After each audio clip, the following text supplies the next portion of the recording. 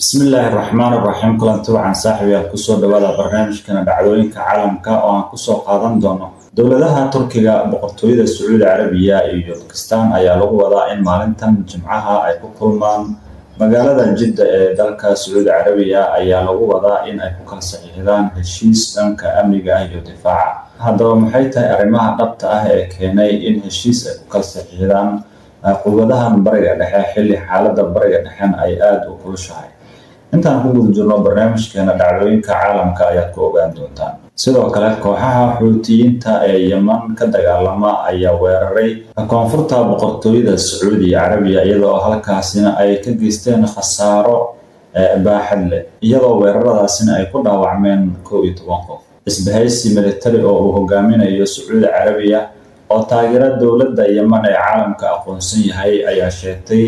in weerarkan uu ka dhacay gobolka Najran isla markaana waxyeelo ka soo gaartay muwaadiniin u dhashay Sacuudi Carabiya iyo Masar iyo ugu dambeyn madaxweynaha Turkiga Rajab Tayyip Erdogan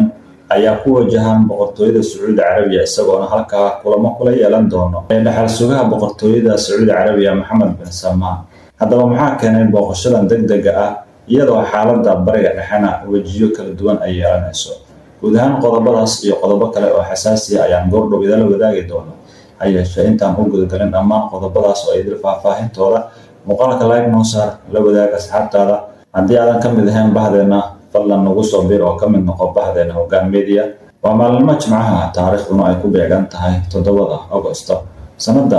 2026 magacaygu Hashim ku soo dhawo mar kale iyo barnaamijka dhacdooyinka caalamka aynu ku bilownay Turkiga, boqortooyada Sacuudi Carabiya iyo Pakistan ayaa lagu wadaa in maalintan Jimcaha ay ku kulmaan isla markaana ay ku kala saxiixdaan magaalada Jeddah heshiis wadajir ah oo dhanka difaaca sida haddaba wakaaladda wararka Reuters ay u sheegeen laba ilo oo gobolka ah kuwaas oo si toos ah ula socda arrinkan. Haddaba sidoo kale ilo ku dhow dowladda iyo militariga Sacuudiga waxay sheegeen ama ay u sheegeen wakaaladda AFP in saddexdan dal ay Jimcahan ku kulmi doonaan magaalada Jeddah si ay u saxiixdaan heshiis iskaashi oo difaaca. Haddaba go'aankan wuxuu imaanayaa baalyiri xilli bariga dhexe ay sii xoogaysanayso dagaalada colaadaha iyo xiisadaha military gaar ahaan dagaalka u dhexeeya Mareykanka iyo Iiraan kaas oo saameyn ku yeeshay dalalka Khaliijka isla markaana hakad iyo carqalad ku keenay isu socodka maraakiibta marin biyoodka Hormuz iyo Badda Cas. Arrintan muddo dheer ayaa laga wada hadlayay balse dhacdooyinkii ugu dambeeyay ee gobolka ayaa dadajiyay in heshiiskan la meelmariyo ayuu yiri mid ka mid ah ilahaas isagoo codsaday in aan magaciisa la shaacin. Haddaba ilo ku dhow dowladda Sacuudiga ayaa isaguna xaqiijiyay isagoo aan la magacaabin in heshiiskan si rasmi ah loo saxiixi doono maalintan Jimcaha. haddaba dhaxal sugaha boqortooyada Sacuudiga Amir Mohammed bin Salman ayaa la filayaa in magaalada Jeddah kula kulmo madaxweynaha Turkiga Rajab Tayyip Erdogan iyo ra'iisul wasaaraha Pakistan Shehbaz Sharif. Wasaare Sharif iyo taliyaha ciidamada Pakistan General Asim Munir ayaa Khamiistii gaaray Sacuudiga halkaas oo ay booqasho ku joogi doonaan baalyiri ilaa iyo Sabtida. Haddaba marka madaxweynaha Turkiga Rajab Tayyip Erdogan ayaa isna la filayaa in maalintan Jimcaha uu gaaro Sacuudiga sida ay sheegtay madaxtooyada Turkiga. Wasaaradda Umuuraha Dibadda Pakistan waxay sheegtay in booqashadan ay socon doonto muddo u dhaxaysa 6 ilaa 8 Agoosto. Inkastoo booqashadani ay ku soo beegmayso xilli ay cirka isku sii shareertay xiisadda ka taagan Khaliijka, haddana muhiimadeedu kuma koobna oo kaliya xaaladda degdega ah ee taagan ama danaha muddada gaaban ayuu Khamiistii u sheegay afhayeenka wasaaradda arrimaha dibadda Pakistan Tahir Andrabi. Haddaba marka muddo bilooyin ah ayaa si weyn loo hadalhayay suurtagalnimada in Turki, Sacuudi iyo Pakistan ay sameystaan isbahaysi istiraatiiji ah oo cusub.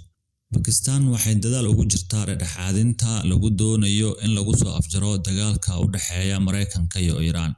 halka marka Turkigana uu door diblomaasiyadeed ka qaatay wadahadallada lagu raadinayo xal waara oo lagu soo afjaro dagaalka Gaza.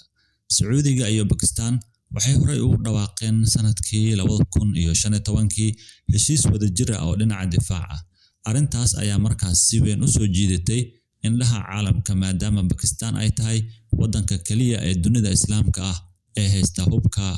nuclear-ka. waayahay Haddii aan eegno dhanka kale, weerar ay kooxda Xuutiyiinta ka fulisay koonfurta boqortooyada Sacuudiga ayaa Khamiistii dhaawacay 11 qof oo rayid ah sida uu sheegay mas'uul sare oo militari ah. Dhanka kale, marka Sacuudiga ayaa ka digay in weeraro isku dubaridan oo ay fulinayaan Xuutiyiinta iyo maleeshiyaadka Ciraaq ay taageerto Iiraan ay dhawaan dhici karaan.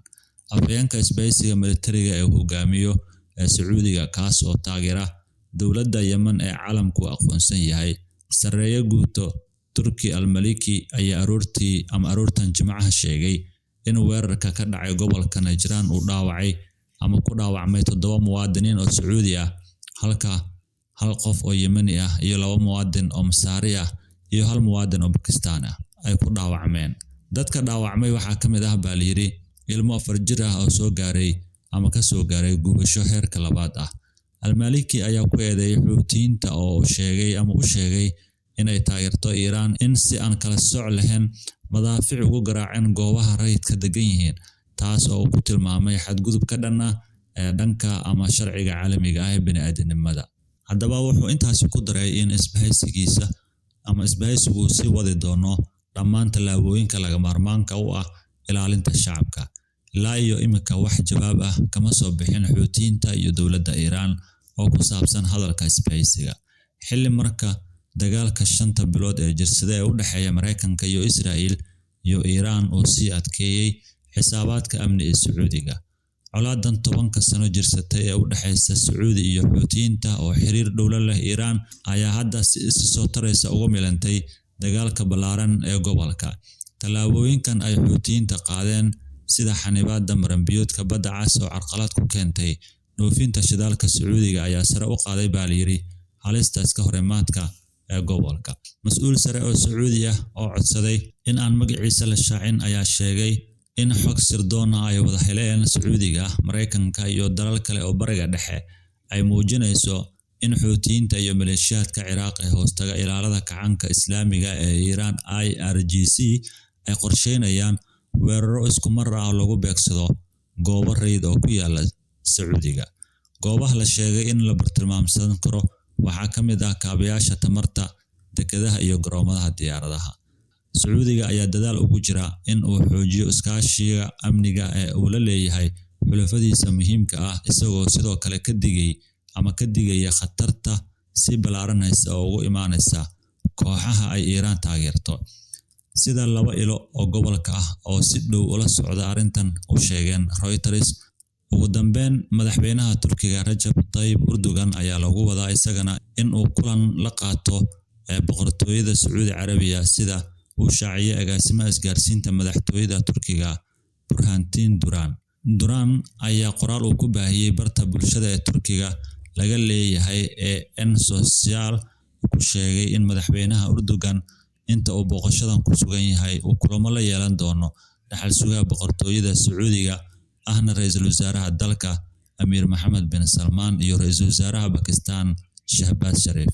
Ilaa iyo hadda lama shaacinin ajandaha ama qodobada sida rasmiga ah ay ugu wada hadli doonaan labada mas'uul.